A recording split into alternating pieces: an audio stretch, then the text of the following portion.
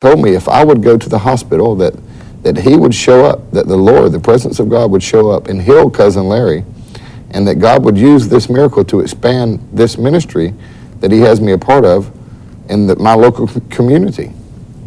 So I said, Lord, are you sure it's you? Because 11:30 at night, Lord, come on. And, 11:30 at night was kind of late for me and inconvenient, of course, but I went ahead and went anyway. So I got to the hospital. The closer I got to the hospital, the stronger the presence of God began to come. And as I walked in the elevator and began to ride the elevator in the hospital up to the 7th floor.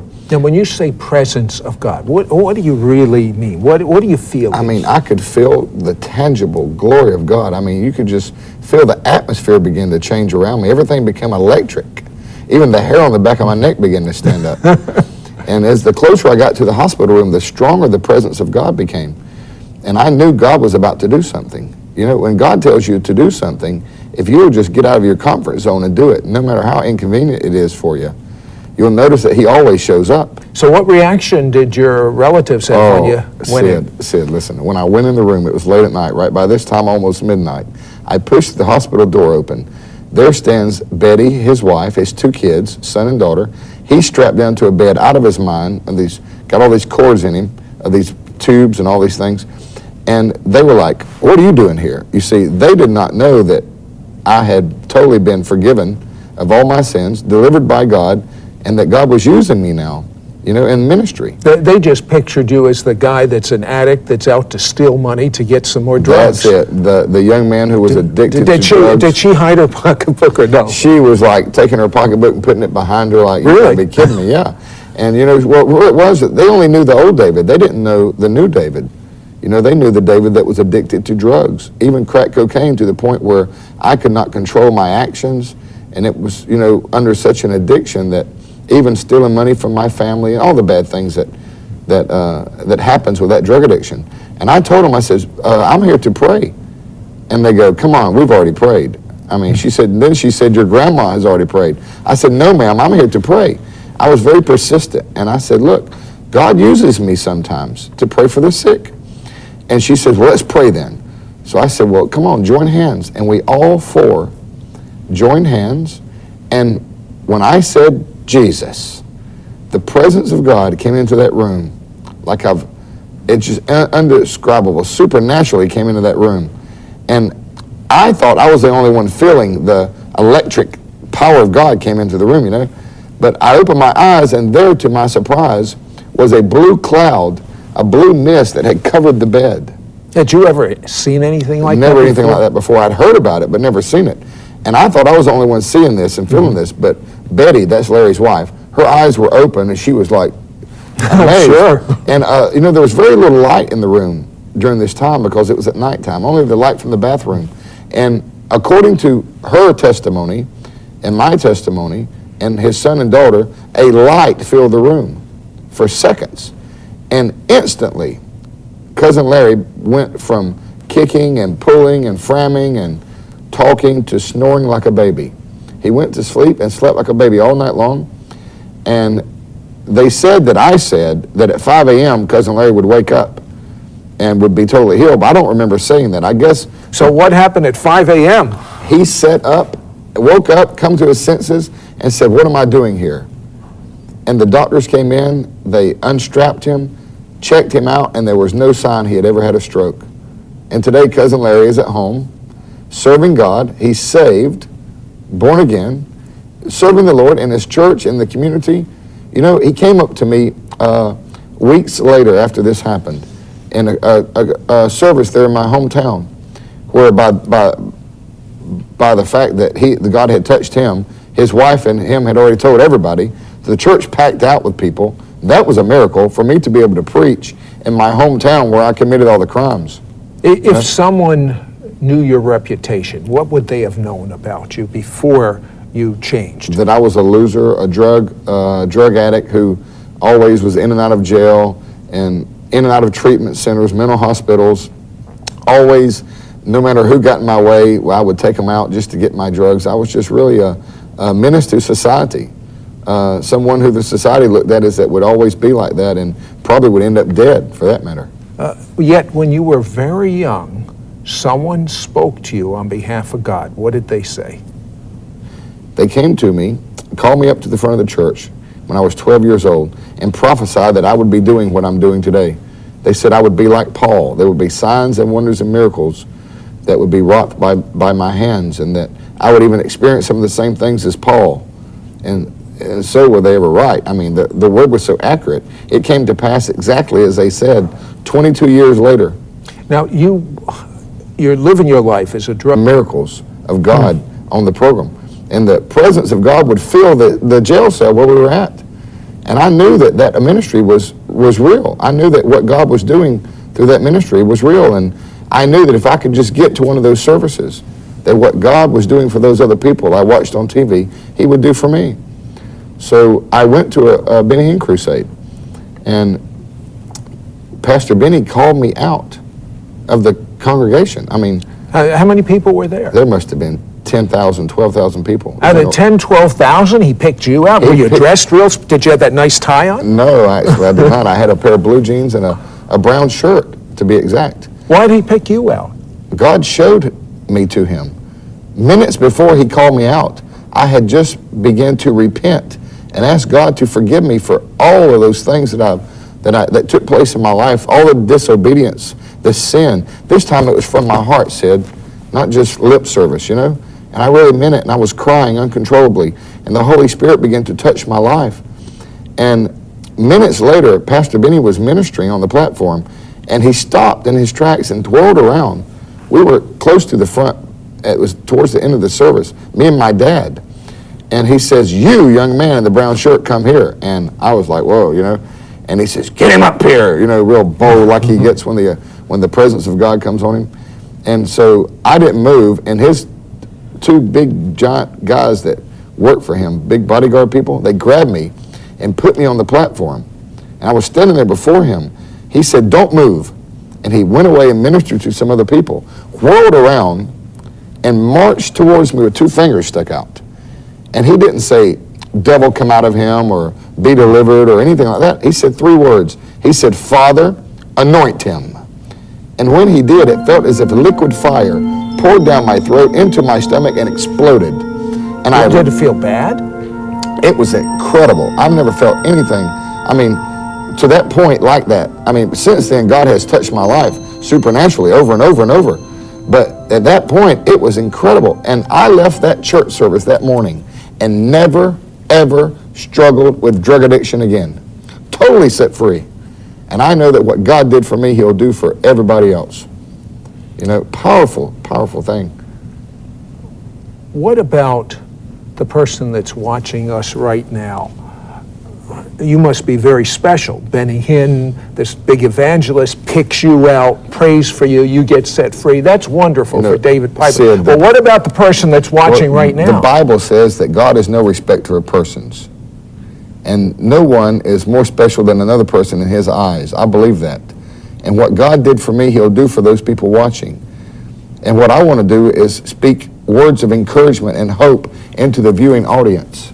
You know, not just the drug addict and alcoholic is affected by this disease, but family members and people connected to the people that are addicted. They're the ones that are affected. And I want to speak a word of hope and encouragement to you, that if you have loved ones that are on drugs, on alcohol, in prison, in mental hospitals, I want to encourage you that what God did for me, he can do for you. So don't give up. Keep praying and asking God to give you your miracle. And believe God for the supernatural. Because we serve, Sid, the God of the impossible. David, you've had so many miracles happen that you're disappointed when a miracle doesn't happen. You got it. That's right. I want you to pray for the people in a moment, that for two types of people. I want you to pray for the addicts, and I want you to pray for the family members of the addicts. And I believe that presence that you felt will go right through the television. I'm beginning to feel the presence of God now as I talk to you. It's getting very strong. You people that are watching, get ready, because God is about to invade your homes and your lives and touch you, deliver your loved ones. And Sid, I got to tell you, since I've been serving God the last 3 years, every one of my immediate family members are now born again. Now, you lost everything when you were I in lost drugs. everything, my family, everything. I mean, everybody but my dad and my grandma turned their back on me.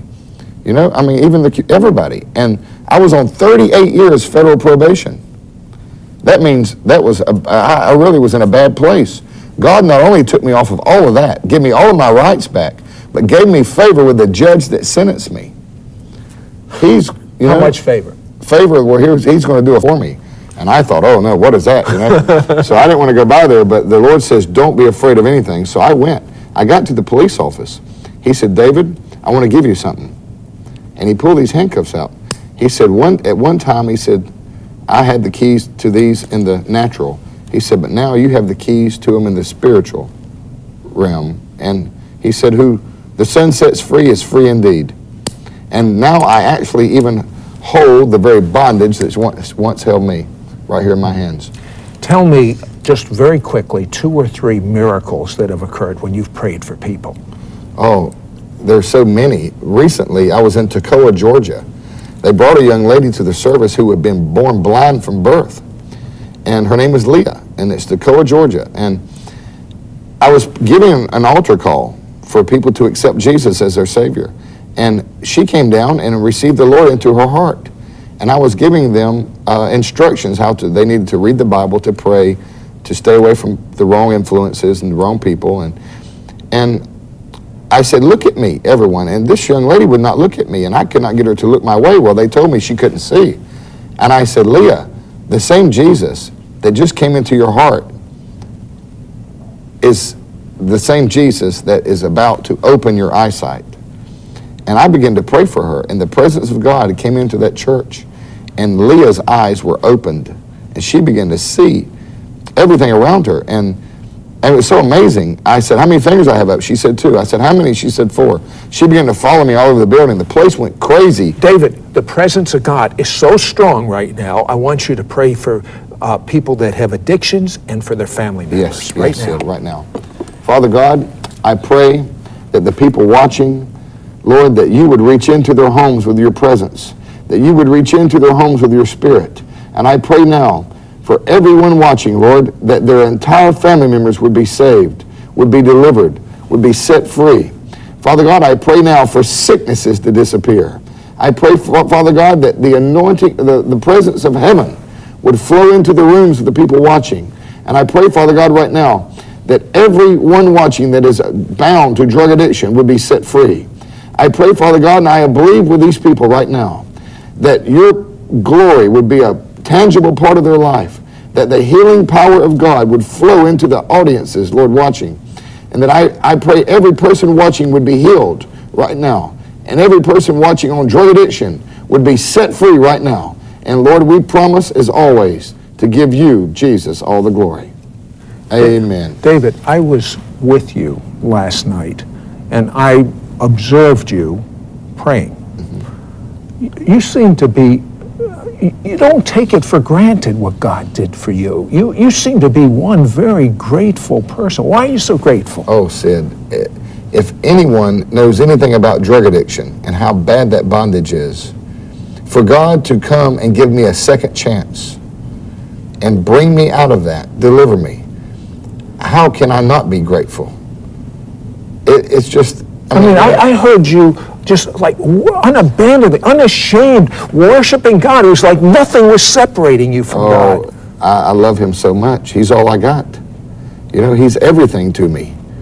You know, that's the key. If you'll make him your everything, if you'll invite Jesus into your heart and live for him and surrender everything to him, you know, it's an honor to work for him. It's a privilege. You've seen people actually be translated from one physical location to another?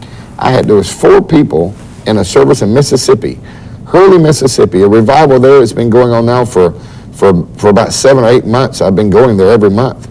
And the presence of God is so strong there. And one night, these 4 people were praying, and all 4 of them were taken in the Spirit to Africa, came back telling the exact same story.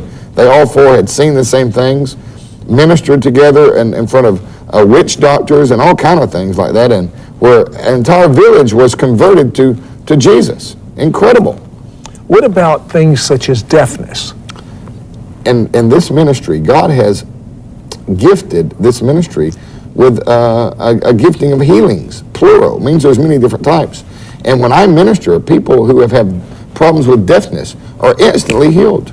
I mean, I could go on and on and on and tell you story after testimony where people who could not hear now can hear. You recently had a visitation from an angel, and what did he tell you? Oh, yes. I was at home, and he came just for a split second. I saw him in the room, and I said, Lord, what does that mean? I saw an angel holding missing body parts. And I didn't know what that meant. So I asked the Lord, and the Lord spoke to me and said that angels will be sent to earth with missing body parts. Not the angels won't have missing body parts, but they'll be carrying body parts to the Christians. You mean someone that's like needs a heart, they'll be bringing a new heart? Right. How about someone that's a hand missing? Missing hand, they'll bring a hand and put a hand back. We're about to see the next wave of God's working miracle power. The next wave of His glory is going to bring creation.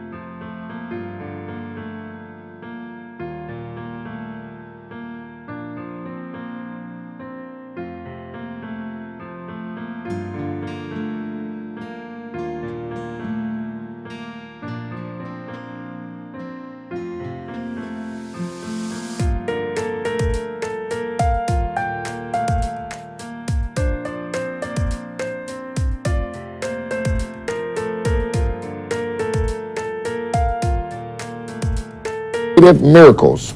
We're going to see limbs grow back right in our services.